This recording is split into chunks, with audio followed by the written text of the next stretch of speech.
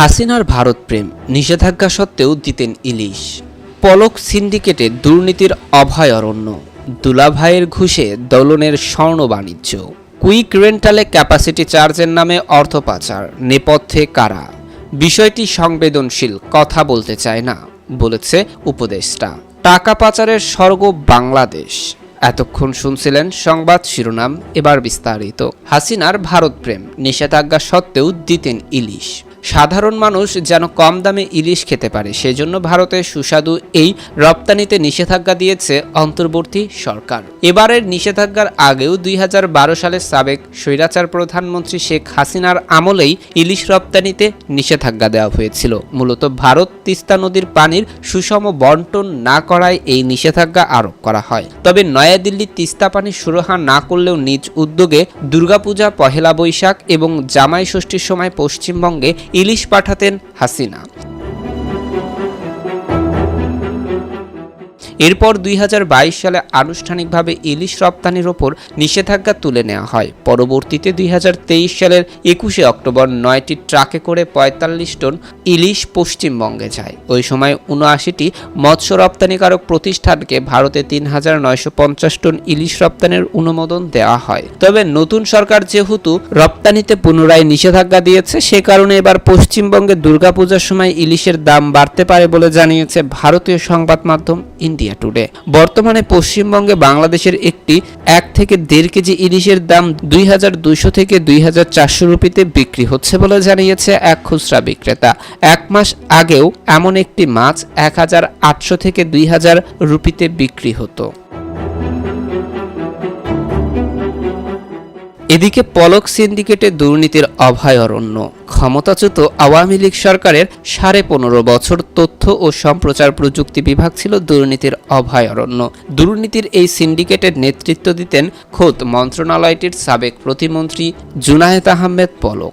Digital Bangladesh বা smart Bangladesh, robot olympiad এবং শেখ রাসেল দিবসের নামে প্রতি বছর তথ্য ও যোগাযোগ প্রযুক্তি অধিদপ্তরে চলেছে কোটি কোটি টাকা লুটপাট। ডিজিটাল বাংলাদেশ বা স্মার্ট বাংলাদেশ দিবসে বাজেট করা হতো 23 থেকে 25 কোটি টাকা। প্রতিমন্ত্রী থাকাকালে জুনায়েদ আহমেদ পলক গত 15.5 বছরে বিভিন্ন দিবস বাস্তবায়নে বাজেট করেছিলেন প্রায় 375 কোটি টাকার। দিবস পালনের কার্যক্রম হিসেবে সাবেক প্রধানমন্ত্রী শেখ হাসিনার উপস্থিতিতে একটি অনুষ্ঠানের আয়োজন করা হতো।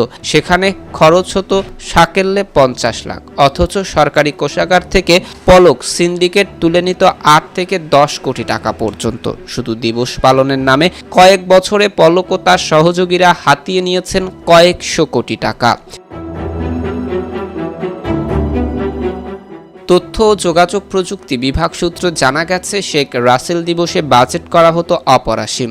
যা চাওয়া হতো অর্থ বিভাগ থেকে তাই বরাদ্দ করা হতো। খরচের অতিরিক্ত টাকা 9-6 করে ভাউচার দিয়ে তুলে নেওয়া হতো। এছাড়া বিভিন্ন দিবস, অনুষ্ঠান এবং সেমিনারে করা হতো পদক বাণিজ্য। প্রধানমন্ত্রীর কাছ থেকে পদক পাইয়ে দিতে দেশের নামি দামি বিভিন্ন ব্যবসায়ী গ্রুপ এবং ব্যক্তির কাছ থেকে হাতে নেওয়া হতো কোটি কোটি টাকা। সরকারিভাবে যে সংখ্যক পদক নির্ধারিত ছিল তার চেয়ে অনেক বেশি পদক তৈরি করতে সংশ্লিষ্ট কর্মকর্তাদের বাধ্য করতেন পলক সিন্ডিকেট। এসব পদক প্রদান করে হাতিয়ে নেওয়া হতো কোটি কোটি টাকা। আবার 5000 টাকা মূল্যের পদকের ক্রেস্ট তৈরিতে খরচ দেখানো হতো 2 লক্ষ টাকা পর্যন্ত। অনুসন্ধানে পাওয়া নথি থেকে এসব তথ্য জানা গেছে। অনিয়ম, দুর্নীতির এসব খবর যেন কোনো গণমাধ্যমে প্রকাশ না পায়, তার জন্য পলকের ছিল নিজস্ব কিছু গণমাধ্যম কর্মী। তাদের দিয়ে সংবাদ প্রকাশ বন্ধ করা হতো। এদিকে দুলাভাইয়ের ঘষে দোলনের স্বর্ণ বাণিজ্য। সরকারি চাকরিকে কাঁচা টাকা কামাইয়ের হাতিয়ার বানিয়ে দুর্নীতিকে শিল্পের পর্যায়ে নিয়ে গেছে বনখেকো মোশাররফ হোসেন। দেশের সোনাচোরা কারবারদের অন্যতম হোতা এনামুল হক খানের ভগ্নিপতি সাবেক এই প্রধান বন সংরক্ষক নিজেকে রীতিমতো অবৈধ আয়ের মেশিনে পরিণত করেছিলেন। দেশ সেবার পবিত্র দায়িত্ব ভুলে গিয়ে সরকারি চাকরিকে নিজের গাড়ি, বাড়ি, জমি, প্লট, ফ্ল্যাট আর ধন দৌলত পাহাড় গড়ার লাইসেন্স হিসেবে ব্যবহার করেছেন। আর এই সম্পদে মুড়িয়ে নিজের স্ত্রীকে রাজরানীর আদলে বানিয়েছেন কোটিপতি ব্যবসায়ী, আর শ্যালক এনামুল হক খানের সোনার ব্যবসায় দিয়েছেন মোটা টাকার পুঁজি। এনামুল খান ওই টাকায় সোনা চোরাচালানের নায়ক সেজে নিজে ফুলে ফেপে হয়েছেন কোলাগাছ।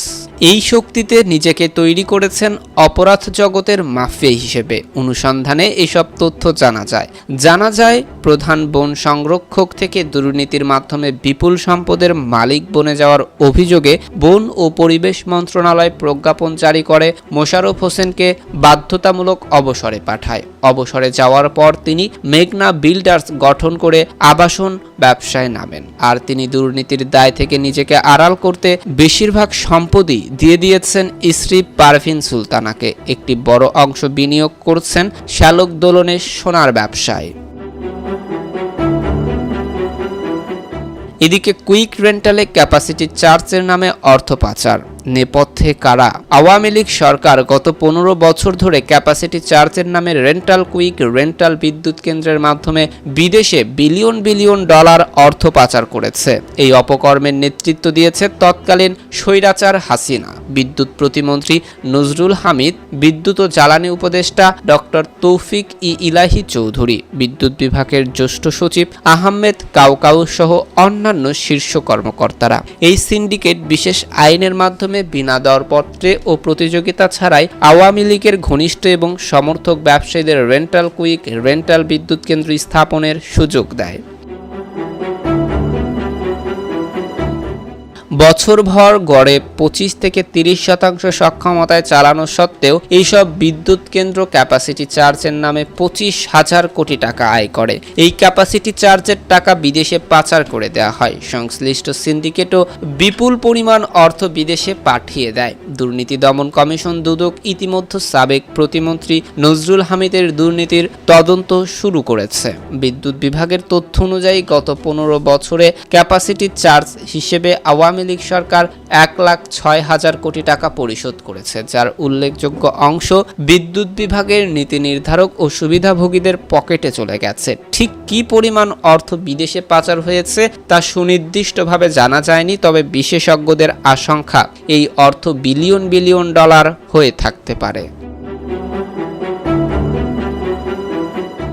এদিকে বিষয়টি সংবেদনশীল, কথা বলতে চায় না বলেছে উপদেষ্টা। রাষ্ট্রপতি মোহাম্মদ শাহাবুদ্দিনের সেকেন্ড হোম থাকা নিয়ে সামাজিক যোগাযোগ মাধ্যমে চলছে বিস্তর আলোচনা। এই বিষয়ে জানতে চাইলে অন্তর্বর্তী সরকারের পররাষ্ট্র উপদেষ্টা মোহাম্মদ তৌহিদ হোসেন বলেন, বিষয়টি সংবেদনশীল, কিছু বলতে চায় না। সোমবার পররাষ্ট্র মন্ত্রণালয়ে সাংবাদিকদের সঙ্গে আলাপকালে এক প্রশ্নের জবাবে এই অভিমত ব্যক্ত করেন পররাষ্ট্র উপদেষ্টা। উপদেষ্টার কাছে এক সাংবাদিক জানতে চান, রাষ্ট্রপতির মালয়েশিয়ায় সেকেন্ড হোম আছে বলে যে আলোচনা চলছে সেটি সত্যি কিনা, সত্য হলে এটি সাংবিধানিকভাবে কতটা সঙ্গত, এ বিষয়ে পররাষ্ট্র মন্ত্রণালয় ওয়াকিবহাল কিনা এবং ডকুমেন্ট যাচাই বাছাই করা হবে কিনা। জবাবে তৌহিদ হোসেন বলেন, এর সঙ্গে রিলেটেড কোনো কাজ পররাষ্ট্র মন্ত্রণালয়ের নয়। স্পেকুলেশনের ভিত্তিতে পররাষ্ট্র মন্ত্রণালয় কিছু করতে পারবে না। উপদেষ্টা বলেন, এটা রাষ্ট্রপতির বিষয়, খুবই সেনসিটিভ, যথাযথ কর্তৃপক্ষ এটা দেখুক। পররাষ্ট্র মন্ত্রণালয় যদি যুক্ত হয়েও শেষ পর্যায়ে গিয়ে হবে, আর তখন দেখা যাবে। এটা নিয়ে আমি আসলে কোনো কথা বলতে চাই না। এটার মধ্যে আইনগত দিক আছে, রাষ্ট্রপতির নিজের ব্যাপার আছে, এটা নিয়ে নাড়াচাড়া করা আমার কাজ নয়। 10 দূতাবাসের 38 জনের দুর্নীতি নাকি অডিট অবজেকশন দেখে ব্যবস্থা। মালয়েশিয়ার রাষ্ট্রপতি নাগরিক কিনা এবং পররাষ্ট্র মন্ত্রণালয় মালয়েশিয়ায় বাংলাদেশ হাই কমিশনের কাছে জানতে চাইবে কিনা, এমন প্রশ্নের জবাবে তৌহিদ হোসেন বলেন, স্পেকুলেশনের ভিত্তিতে মালয়েশিয়ায় বাংলাদেশ দূতাবাসের কাছে আমি জানতে চাইব না। সেকেন্ড হোম থাকার পর কি রাষ্ট্রপতি হওয়া যায়? এই প্রশ্নের জবাবে তিনি বলেন, এই বিষয়ে আইন উপদেষ্টাকে জিজ্ঞাসা করুন।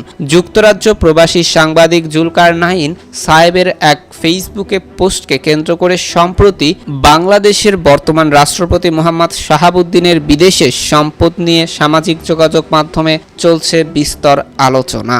এতক্ষণ আমাদের সাথে থাকার জন্য ধন্যবাদ।